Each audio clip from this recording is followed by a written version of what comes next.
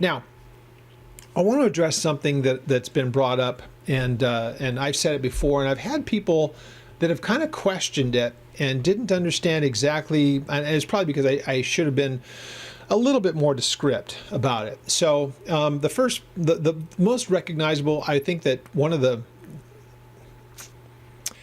I'll put this right at the top. This is the top of the list. I think that this is the single most misapplied verse that I can think of when it comes to people trying to take a verse out of the Old Testament and apply it either to the church or to our country. Right alongside of it is Jeremiah 29 about my thoughts that I have, they're thoughts of peace and, of that whole thing. So that's one of the places, but that's speaking to them after they come back after their 70 years of exile. It's very, very specific to a particular group of people. You can read it for yourself. It's chapter 29 of Jeremiah. So the one that gets quoted most often, 2 Chronicles 7:14. So we'll hear this around, gosh, it's 4th of July is coming up. So it's our 250th anniversary as a country. It's the get together that's going to be happening around Washington. They've got all kinds of festivities out there, and you're going to see it all the time. You're going to see it on social media. You'll hear it from pastors and all the rest of it. If my people who are called by my name will humble themselves and pray and seek my face and turn from their wickedness, then I will hear from heaven and heal their land.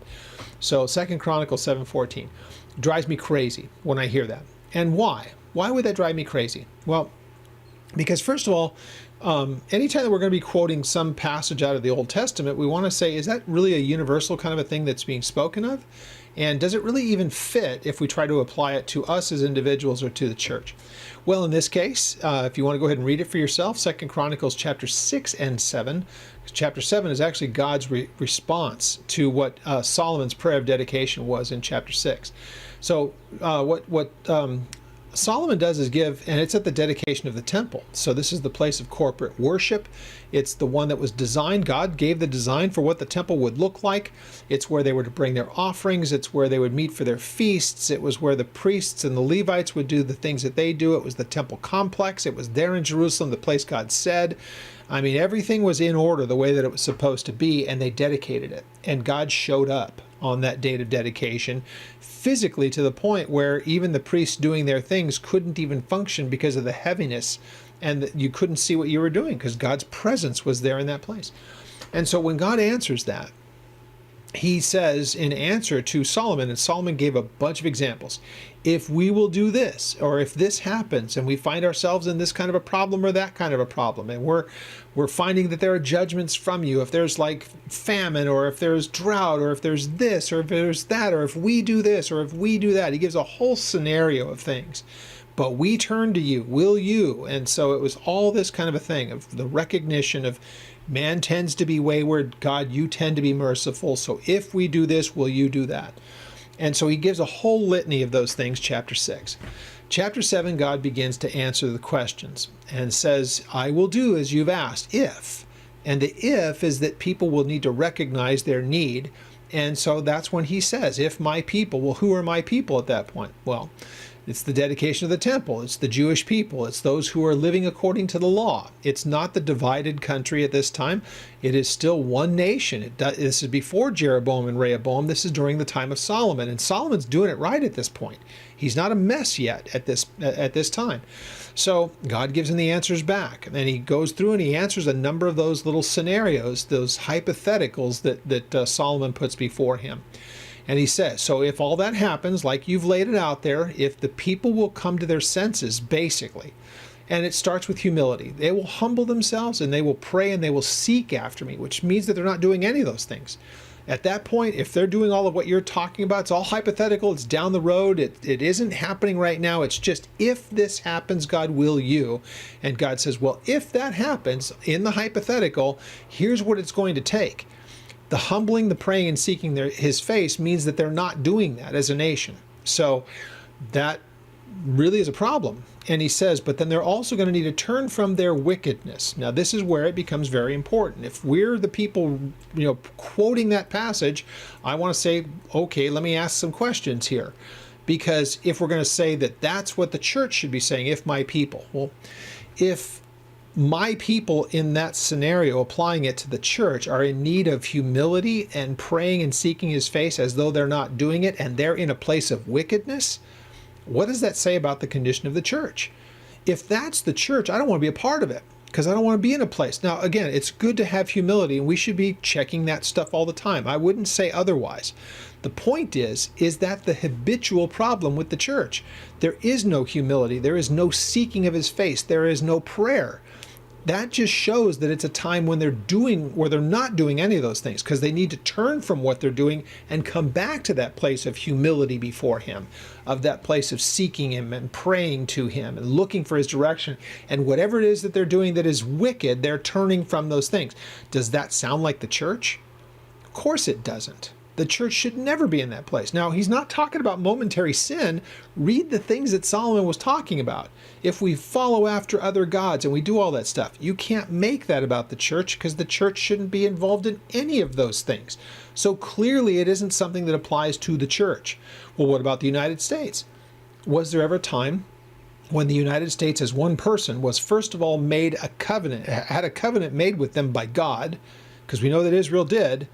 We know that that covenant came through Abraham as a people, and through the law under Moses of how they're to conduct themselves. So God made covenants with that nation. He didn't make it with the United States.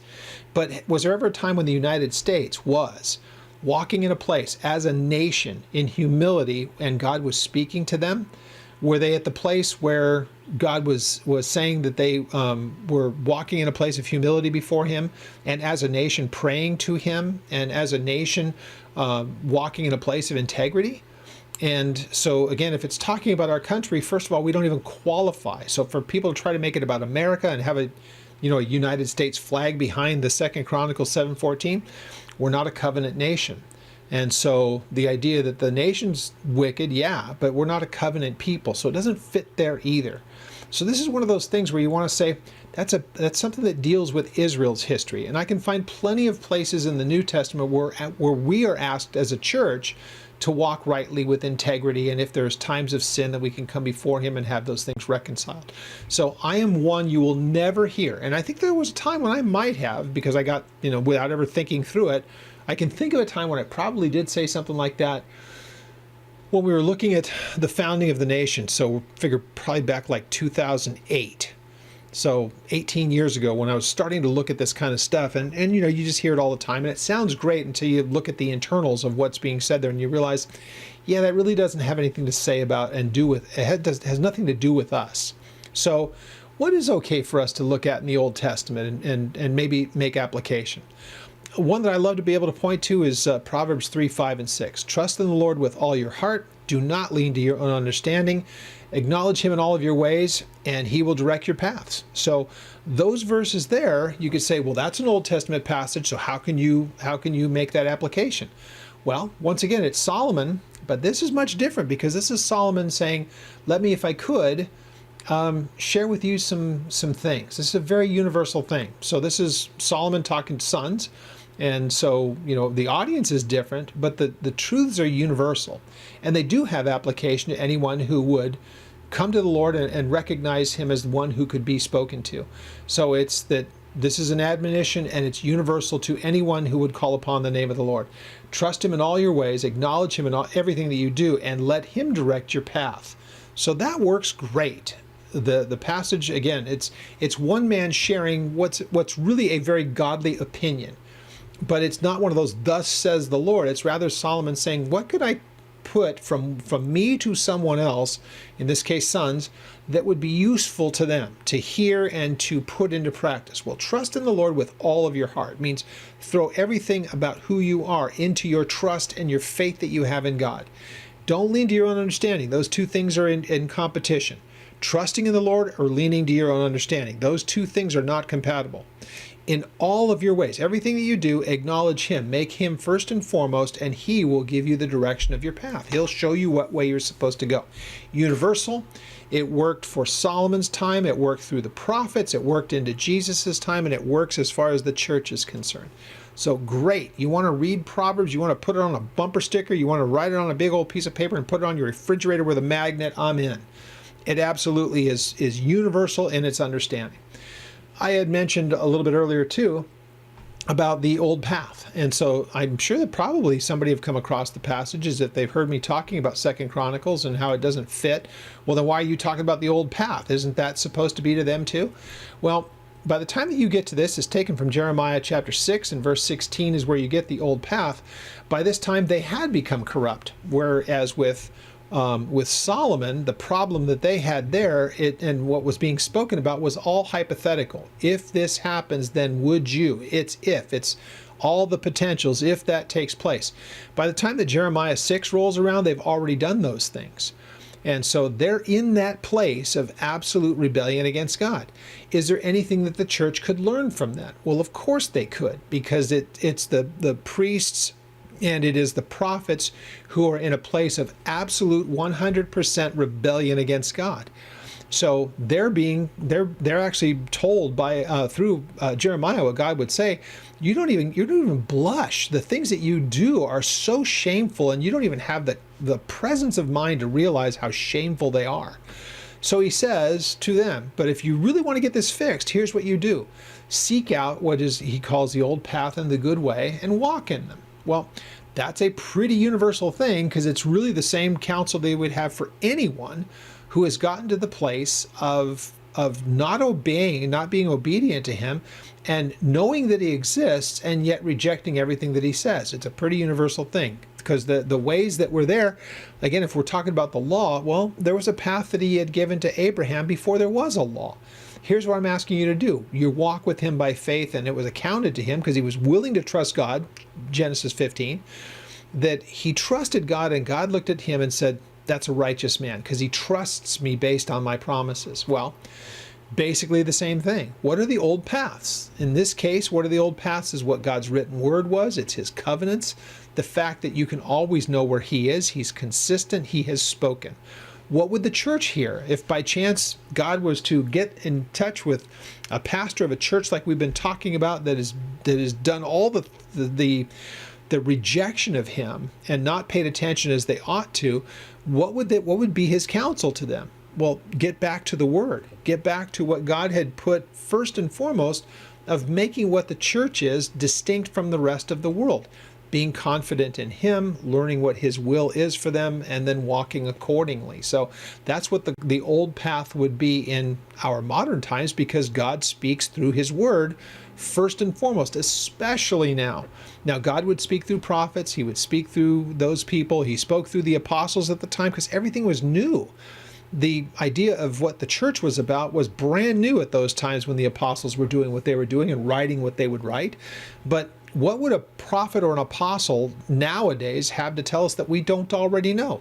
This is why I think the idea of modern day apostles and prophets are kind of laughable, unless we think about it in the most general and generic terms possible, that an apostle is one that God sends, and a prophet is the one who speaks forth the things of God.